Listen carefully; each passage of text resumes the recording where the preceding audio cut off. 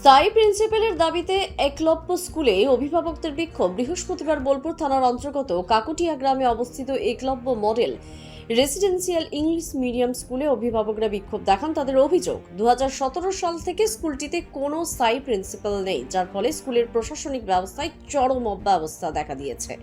এর ফলে প্রভাব পড়ছে পড়াশোনার মান এবং শিক্ষার্থীদের পরীক্ষার ফল ক্রমশ খারাপ হচ্ছে। ঘটনাটা হচ্ছে আপনার আজকে 2017 সাল থেকে এখানে মানে পার্মানেন্টভাবে কোনো প্রিন্সিপাল নেই।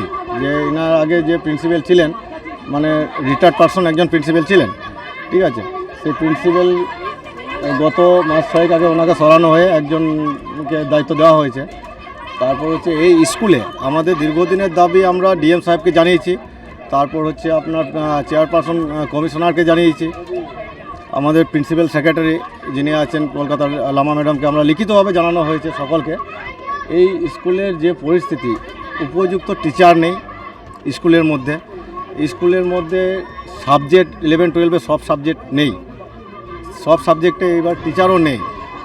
তারপর হচ্ছে এই স্কুলের পরিস্থিতি এমন জায়গায় দাঁড়িয়েছে, মাধ্যমিকে 35%-40% রেজাল্ট আসছে। এই জন্য আমরা দেখুন অভিভাবক, আমরা চাই আমাদের বাচ্চা যাতে ভালোভাবে পড়াশোনা করে। সেই সূত্রে আমরা এসেছি, যখন আমাদের একটা ডিএম সাহেব কমিটি গঠন করে গিয়েছেন স্কুল কর্তৃপক্ষের সঙ্গে, আমরা থাকবো কমিটিতে। তো আমাদের 12-13 জন আছি কমিটিতে। তাদের মধ্যে আমাদেরকে আজকে জানানো হয়নি, আজকে কেন্দ্র থেকে মানে প্রতিনিধি আসছেন। তো আমরা এসেছি, তাদের সঙ্গে কথা বলবো। আমাদের যে মেমোরেন্ডাম কপি আছে, দাবি দেওয়াগুলো আছে, যাতে শিক্ষা হয় ভালোভাবে, শিক্ষক আছে বর্তমানে। এছাড়া স্কুলের ভেতরের র্যাগিংয়ের ঘটনাও ঘটছে বলে উদ্বেগ প্রকাশ করছেন অভিভাবকরা। কিছুদিন আগে একজন ছাত্র খুবইভাবে আক্রান্ত হয়েছিল ছাত্রদের মধ্যে।